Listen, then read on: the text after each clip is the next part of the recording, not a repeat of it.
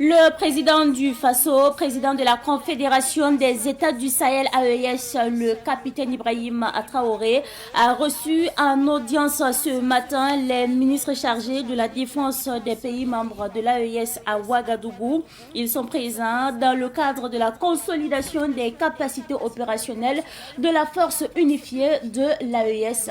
À suivre dans ce journal. Il est désormais interdit d'exposer les images des personnes vulnérables à côté des dons. Et justement sur cette décision, Savane Media a tendu son micro au coach Lamine Ouedraogo qui œuvre dans le social. Vous l'entendrez dans ce journal. Mesdames et messieurs, bonsoir et bienvenue à ce rendez-vous consacré à l'actualité sur Savane TV. Le chef de l'État, le capitaine Ibrahim Traoré, a reçu en audience les ministres chargés de la défense des pays membres de l'AES. Selon le ministre de la Guerre et de la Défense patriotique du Burkina Faso, cette rencontre permettra d'examiner les documents principaux pour le bon fonctionnement de la force unifiée déjà fonctionnelle. Écoutons à présent le porte-parole de la délégation, le général de division Célestin Saint-Provin. Avant tout propos, je voudrais rendre un vibrant hommage à l'ensemble des forces de défense et de sécurité du peuple de l'AES qui se battent nuit toujours pour la reconquête de notre espace, l'indépendance véritable de nos pays et notre souveraineté. Je voudrais aussi qu'on s'incline devant la mémoire du général d'armée, Sergio Camara, qui a été fauché par les balles assassines des terroristes le 25 avril dernier. Aujourd'hui, 10 juillet 2026, dans le cadre donc de la consolidation, du renforcement des capacités opérationnelles de la force unifiée de l'AES, les ministres en charge des défenses se retrouvent à Ouagadougou pour une rencontre dans le cadre de la mise en exécution de la feuille de route de l'an 2 de la Confédération. Nous nous retrouvons pour examiner un certain nombre de documents capitaux, de très bon fonctionnement et à la poursuite de l'opérationnalisation de la force unifiée et surtout de discuter sur le statut qu'on doit conférer à cette force. Malgré qu'elle soit déjà opérationnelle, nous devons juridiquement lui conférer un certain nombre d'éléments de texte pour qu'il puisse répondre aux besoins de sa création. Nous sommes venus donc rendre une visite de courtoisie au camarade président du FASO, chef de l'État, dans le but de recueillir ses orientations et ses conseils sur la tenue de cette réunion, durant laquelle nous allons discuter également de l'actualité en cours et des événements qui se déroulent dans l'ensemble de nos pays, des opérations qui sont conduites et également des activités terroristes qui sont enregistrées ces derniers jours, comme vous avez pu le constater. Les orientations du camarade président sont bien claires. La force unifiée de l'AES doit être un fer de lance de la lutte contre le terrorisme. Pas seulement de la lutte contre le terrorisme, de la lutte contre la forfaiture qui est en cours, qui est de déstabiliser notre espace, qui est de nous faire retourner en arrière par rapport à nos ambitions d'indépendance, de souveraineté et de développement de notre espace pour le bonheur de notre peuple, de nos populations. Nous devons prendre la mesure de la situation actuelle, qui n'est plus seulement une guerre contre le terrorisme, mais c'est une guerre qui peut être une guerre de longue haleine, une guerre de haute intensité, et nous devons nous préparer tous à cela. Et pour ça, la FUAES est très importante dans ce dispositif. Et nous allons donc nous atteler à y travailler pour que la force unifiée de l'AES monte véritablement, prenne un envol pour la sauvegarde des intérêts des peuples de l'AES. La multiplication des attaques terroristes dans l'espace AES Cela n'est pas anodin, cela n'est pas un hasard. Cela tient du fait de données géopolitiques, de beaucoup de données, de l'effort que tous ces États ont consenti et de l'ascendant que nous avions pris à un certain moment donné sur le terrorisme, sur les groupes terroristes qui étaient affectés, qui avaient connu beaucoup de défaites et qui, à un certain moment donné même, certains avaient donné l'impression d'abandonner. Donc, nous partons du principe que c'est le suppôt qui les encourage, qui, en tout cas, les aiguillonne pour qu'ils puissent mener ces attaques contre nous en vue de nous décourager. Ce qui n'est pas inconcevable. Et vous aurez constaté que toutes les attaques qui ont eu lieu, que ce soit au Burkina, au Niger ou au Mali simultanément, ont eu du répondant. Nos braves soldats, nos braves forces de défense et de sécurité les ont administré des défaites puissantes. Donc, partant de ce principe, nous ne devons pas dormir sur nos lauriers, nous devons nous renforcer nos capacités, parce que comme on le dit, ceux que nous avons en face sont des exécutants d'ordre venus d'ailleurs, par rapport à des gens aussi qui pensent que leurs intérêts sont menacés, et c'est une question de survie pour eux. Donc, nous devons nous préparer véritablement à de vrais affrontements et préparer nos armées à attaquer. N'oubliez pas que le camarade président du FASO, chef suprême des forces armées nationales et président de la Confédération de l'EAS, nous a parlé d'un hiver noir.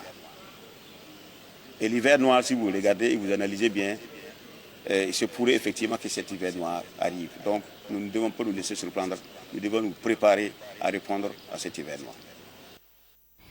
Et après donc le palais de Koulouba, nous parlons cette fois-ci de la Caisse nationale de sécurité sociale.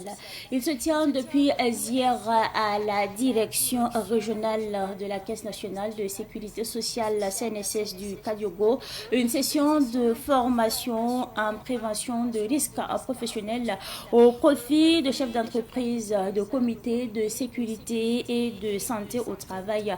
Notre reporter Samuel Moko a assisté justement à la cérémonie d'ouverture, son compte rendu. C'est dans l'optique de renforcer les compétences des acteurs de la prévention pour l'implémentation d'une culture de prévention et d'une communication efficace en entreprise que la Caisse nationale de sécurité sociale, CNSS, tient cette formation en prévention des risques professionnels sous le thème Stratégie pour l'implémentation d'une culture de prévention en entreprise, la communication pour le changement de comportement en sécurité et santé au travail. La communication n'est pas toujours, en tout cas, utilisée comme moyen pour vraiment changer les comportements. Voilà donc raison pour laquelle nous avons trouvé nécessaire, au regard de l'état des lieux sur le terrain, nous avons beaucoup de risques qui arrivent, beaucoup d'accidents du travail. Et il est vraiment important que nous puissions inverser les tendances et faire en sorte que la communication ait toute sa place. Ce que nous souhaitons, c'est qu'à la fin de cette formation, les participants puissent maîtriser vraiment les techniques de communication pour le changement de comportement en sécurité et santé au travail. Pour ce faire, nous avons mis en place un programme qui va nous permettre d'atteindre cet objectif-là. Et nous avons également mis en contribution des experts en communication qui vont nous donner les rudiments nécessaires et faire en sorte que dans chaque entreprise, l'ensemble des responsables de la sécurité et santé au travail, l'ensemble des travailleurs, depuis le chef d'entreprise jusqu'aux travailleurs au plus bas niveau, puissent maîtriser vraiment l'ensemble des rudiments pour pouvoir se comporter de façon sécuritaire. Les participants, quant à eux, attendent beaucoup de cette formation. Nous attendons d'approfondir déjà les moyens et méthodes que l'on a déjà afin de prévenir tous les risques que l'on peut avoir au sein de la SONAVI. La communication est très importante parce que c'est déjà par la communication en fait qu'on fait passer le message. Et apprendre des meilleures méthodes de communication, ça serait vraiment très bénéfique pour nous afin de mieux communiquer, de mieux passer notre message de prévention. La CNSS a saisi l'occasion pour rappeler aux chefs d'entreprise, aux responsables des comités de sécurité au travail et à tous les participants les enjeux liés à la culture de la prévention des risques en entreprise. Direction Casablanca au Maroc pour parler de cette double consécration pour l'étudiant burkinabé Daouda Assina. Étudiant à Casablanca au Maroc, il a soutenu donc brillamment deux mémoires lui permettant justement d'obtenir à la fois un diplôme d'ingénieur d'État et un master en architecture urbaine. La première soutenance portait sur le thème études complètes d'un parc industriel mix hangar métallique et béton armé.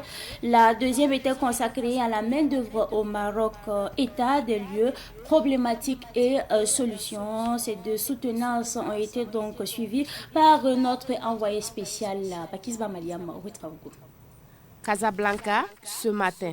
L'heure est à la concentration dans les couloirs de Estime, l'école des hautes études, des sciences et techniques, de l'ingénierie et du management. Daouda Sina s'apprête à défendre plusieurs années de travail.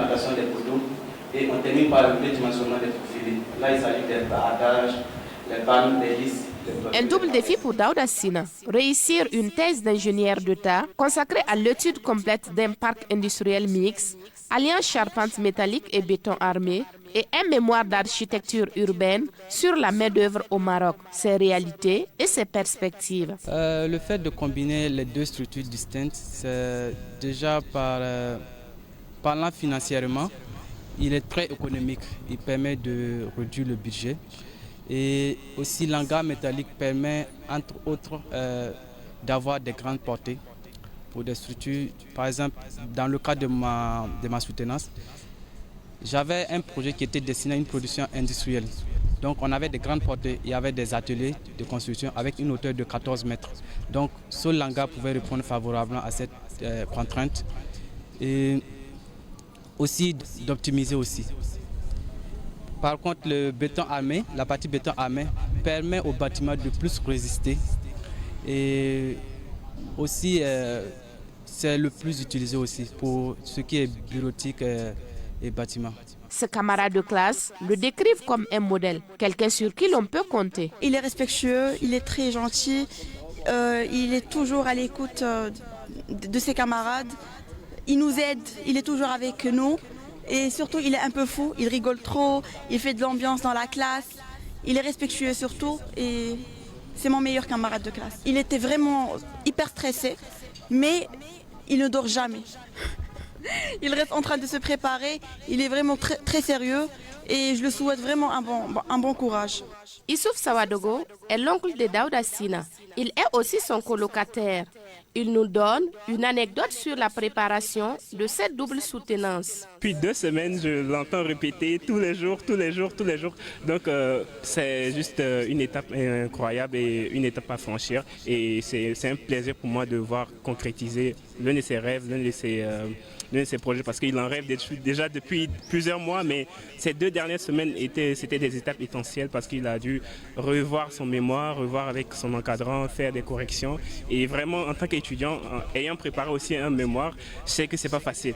Une délégation a effectué le déplacement depuis le Burkina Faso pour soutenir l'étudiant Daouda Sina. Un enfant en milite, c'est qu'il a fait, il nous montre le verment quand il est ici, il ne s'amuse pas, il ne dort pas comme les autres. Ce qu'il a fait ici, ça nous montre qu'il ne dort pas. S'il dormait ici, c'est qu'il a montré son matin, on ne doit pas nous montrer ça. Et nous sommes très contents avec lui. On lui souhaite toujours en bonne santé et bon état, de faire tout plus que ça. Daouda Sina, désormais ingénieur d'État et master en architecture urbaine en poche, malgré plusieurs propositions de travail, décide de rentrer au Burkina Faso afin d'apporter sa touche à la construction du Burkina Faso. J'ai des opportunités, mais j'estime que ça serait bien si je mettais mon savoir-faire, mes compétences au profit de mon pays, qui est le Burkina Faso. Et comme on l'a su bien dit, consommant local. L'étudiant Daouda Sina a obtenu la note de 15 sur 20 avec mention bien, aussi bien pour la première que pour la deuxième soutenance. Et nous poursuivons justement avec un autre sujet qui nous amène dans un autre univers. Il est désormais interdit d'exposer les images des personnes vulnérables à côté des dons qui leur sont destinés. Cette décision a été prise justement en Conseil des ministres le 2 juillet dernier afin de protéger leur dignité et surtout d'encadrer donc les actions humanitaires. Madinatou Ouedraogo a recueilli l'avis du coach Lamine Ouedraogo suivant. Il est désormais interdit, par exemple, d'exposer l'image des personnes vulnérables derrière les sacs de riz, les sacs de mil et les bidons d'huile qu'on est en train de donner sur le terrain. Un décret vient renforcer l'encadrement des actions humanitaires et sociales au Burkina Faso. Désormais, la diffusion d'images de personnes vulnérables recevant des dons est interdite. Pour le coach Lamine Traogo, acteur social depuis plusieurs années et promoteur de la Fondation Sauvons des vies, cette mesure est salutaire. Dans chaque secteur d'activité, dans chaque décision que le gouvernement va prendre, c'est pour le bien vraiment de tout le Burkina Faso. Et ce que nous voyons vraiment, nous l'apprécions tellement bien parce que ça va vraiment nous permettre aussi à mettre aussi des pendules à l'heure dans le secteur en tout cas du social. C'est quelque chose vraiment qui est tellement primordial parce qu'il faut aussi que l'État, mais aussi l'œil d'État, et soit en tout cas vigilant dans le domaine des collectes des fonds pour les malades et pour les dons.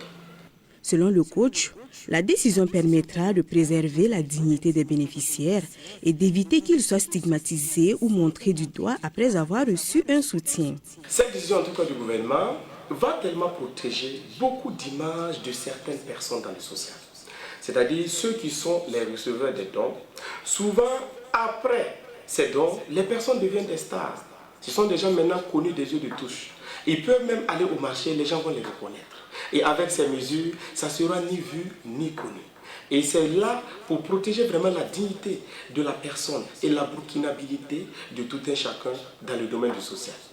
Il estime également que cette mesure va contribuer à développer une nouvelle culture de solidarité, davantage tournée vers les outils numériques. Avant, on ne parlait pas de site de collecte. On ne parlait que des numéros de dons qu'on donnait dans chaque vidéo et dans chaque don qu'on voulait faire souvent. Et ça maintenant, ça va permettre maintenant qu'on met maintenant les sites en avant. Ça va tout changer parce que maintenant, on sera obligé de cultiver maintenant les gens à aller contribuer sur les sites que le gouvernement a mis en place et maintenant d'être tellement vigilant si les sites en tout cas appartiennent à l'État burkinabé. Et je pense vraiment que notre ministre a tellement bien pris les décisions et ont tellement été garants pour que le site soit ouvert pour tous les Burkinabés. Le coach Lamine Traogo appelle par ailleurs les citoyens à faire preuve de responsabilité, de vigilance et de solidarité, tout en œuvrant pour la paix et la cohésion sociale. Tout ce que nous pouvons vraiment dire à tous ces citoyens vraiment qui aiment le social comme coach Lamine, qui fait le bien tous les jours, soyez vigilants avant d'aider. Soyez le plus proximatif possible. Et le conseil que j'ai à vous donner, continuez toujours à faire le bien, peu importe le problème. Un Burkinabé ne doit pas oublier un autre Burkinabé. Et même si vous partez à quelque part, vous voyez quelqu'un vraiment qui est dans la souffrance, vous pouvez aider, parce que c'est Dieu qui le compense. Et aux donateurs, j'ai envie de vous dire de faire tellement attention. Donc chacun, avant de contribuer, avant d'œuvrer dans le social, soyez vigilants, soyez vraiment respectifs et soyez vraiment des Burkinabés qui sauvent des Burkinabés et pas des Burkinabés qui détruisent des Burkinabés. Mais n'oubliez pas, vos actions, même les plus petites, peuvent encore sauver d'autres personnes. Que ce soit 50 francs, 1000 francs, l'État ne peut pas tout faire. Donc, on a besoin de la population et des donateurs. À côté du décret, la collecte de fonds pour soutenir les personnes vulnérables sont conditionnées à par l'obtention d'autorisation. Les citoyens sont donc invités à privilégier la plateforme des Messira pour toute collecte de fonds destinés à des actions de solidarité. Eh bien, notre attention se porte cette fois-ci sur la saison agricole.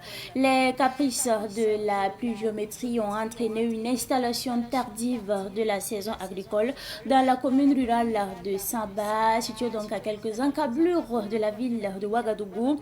Au stade actuel, les semis peinent à se développer et d'autres champs sont au stade de labour. Nous sommes allés à la rencontre du chef de zone d'appui technique en agriculture dans la commune rurale de Samba. C'est un reportage signé Daouda Yameko.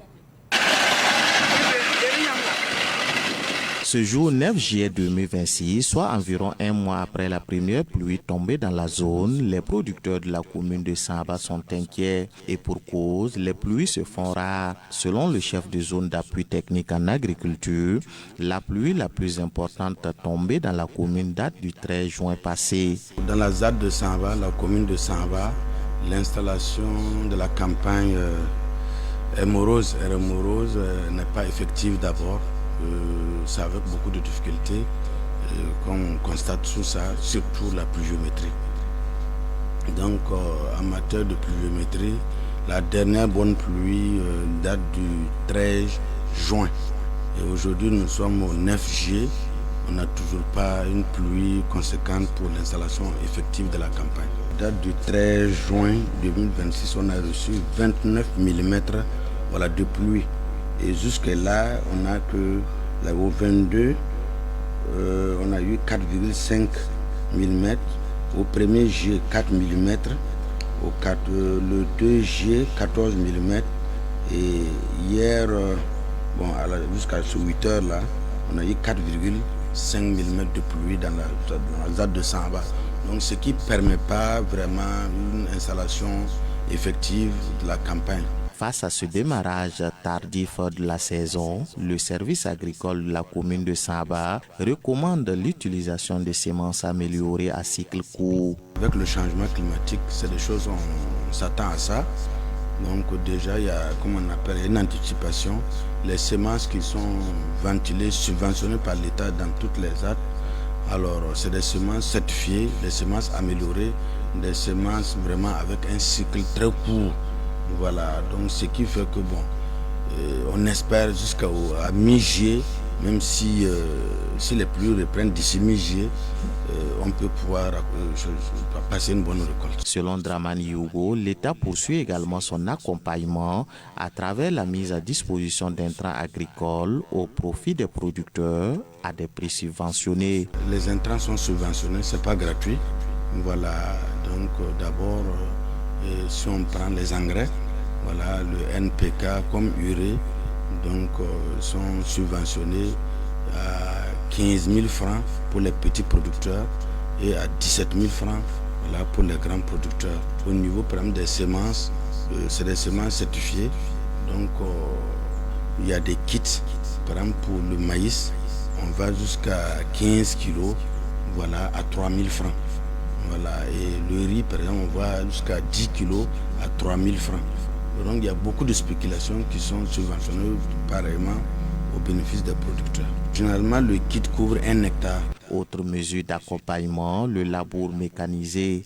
Plus de 150 hectares de terre ont été déjà labourés au profit des producteurs de Samba. Pour bénéficier de cette prestation, le chef de zone d'appui technique en agriculture précise que les producteurs doivent se faire enregistrer auprès du comité mis en place par arrêté du président de la délégation spéciale de la commune. Les travaux de préparation du sol, l'État, il y a un programme de l'État qu'on appelle les brigades de mécanisation agricole, voilà, qui appuient les producteurs dans les travaux de préparation des sols, surtout les labours. Donc ça va déjà bénéficier de 2 tracteurs. Voilà, il y a un premier tracteur à qui il y a 3 ans de cela, voilà, qui n'est pas bien fonctionnel. Il y a des petites réparations à faire dessus. Et on a eu bénéficié cette année d'un nouveau tracteur. Voilà, donc ce qui permet vraiment, à ce côté, on a déjà, à la date d'hier, on a 150 hectares de labour menés dans la ZAD de Samba. Pour le chef de zone d'appui technique en agriculture, plusieurs actions ont été menées par les autorités agricoles pour booster les récoltes. Des bas-fonds sont aménagés dans la commune et des intrants reçus sont également en hausse par rapport aux années passées. Orange, ça bouge, ce slogan traduit plusieurs activités initiées par la société de téléphonie mobile Orange Burkina au profit donc de la jeunesse. Plus d'une 50aine d'activités à travers le Burkina Faso permettra à cette jeunesse de vivre pleinement ses vacances à travers des formations, des offres au prix abordable, des compétitions en e-sport et de Maracana. Interville, l'information a été donnée hier au cours d'une conférence de presse. Retour justement sur cette conférence de presse avec nos reporters Bakizba Malia Moutrango et Salifa Hassanouidi. Ces activités de Orange Burkina permettront à la jeunesse de meubler ses vacances 2026 à travers plus d'une 50aine d'activités dans tout le Burkina Faso. Nous sommes également aux côtés de différents promoteurs avec des activités que nous sponsorisons, plus d'une 50aine d'activités à travers le Burkina Faso, pour être aux côtés de cette jeunesse, parce que nous croyons que la jeunesse est l'avenir de ce pays et que c'est avec la jeunesse que les choses peuvent avancer, peuvent bouger. Raison pour laquelle Orange, chaque vacances, met en place un certain nombre d'activités pour vraiment être proche de cette jeunesse qui a besoin vraiment d'un cadre, qui a besoin d'être accompagnée pour pouvoir s'exprimer pleinement sur tous les plans. Plusieurs offres au prix abordable seront proposées à la jeunesse. Donc nous avons mis de la générosité dans nos offres, donc surtout au niveau de l'Internet mobile où nous avons revu nos volumes, nous avons augmenté les volumes et nous avons fait à des prix accessibles. Nous avons aussi pensé à les récompenser en mettant des jeux en ligne qu'ils pourront souscrire et gagner et se faire de l'argent aussi pendant ces vacances. Donc il y a 5 000 à gagner chaque 15 minutes et il y a aussi 50 000 qu'on va lancer, qu'on peut avoir chaque jour. Donc c'est pour vous dire qu'on est ensemble avec les jeunes dans les offres, l'accessibilité de nos offres, les prix sont bien abordables et la connexion est fluide. Orange, ça bouge, c'est aussi des formations pendant les vacances 2026. À ODC, ces vacances, nous avons élaboré des formations en réparation de téléphone, en faisant même intervenir des formateurs qui viennent de l'international. En plus de cela, nous avons des programmes dédiés aux dames, women, pour que chacun puisse développer son esprit créatif. Et en plus de cela, nous avons l'activité phare Orange Digital Center, qui est un programme dédié pour mettre en avant la capacité de la jeunesse burkinabé à pouvoir créer des solutions dans le digital, dans le tech, pour pouvoir faciliter notre quotidien. Aussi, ces formations, je tiens vraiment à souligner ce point, ces formations sont faites gratuitement. Au cours de ces vacances à Orange Burkina, il sera aussi question des cérémonies de célébration et des récompenses des meilleurs élèves aux examens du BPC et du baccalauréat. Des compétitions de e-sport, la compétition de Maracana Interville, d'une tournée de showcase qui vise à valoriser des talents musicaux entre autres. Le salaire de l'homme se partagera désormais avec sa femme et ses enfants au détriment de la bière. C'est avec cette citation du capitaine Thomas Isidore Noël Sankara que prend fin cette édition que j'ai pris en tout cas du plaisir à vous présenter. Merci à vous pour votre constante fidélité. Excellente suite de programmes en compagnie bien sûr des programmes de la télévision, des nouvelles idées. Bonsoir et à très bientôt.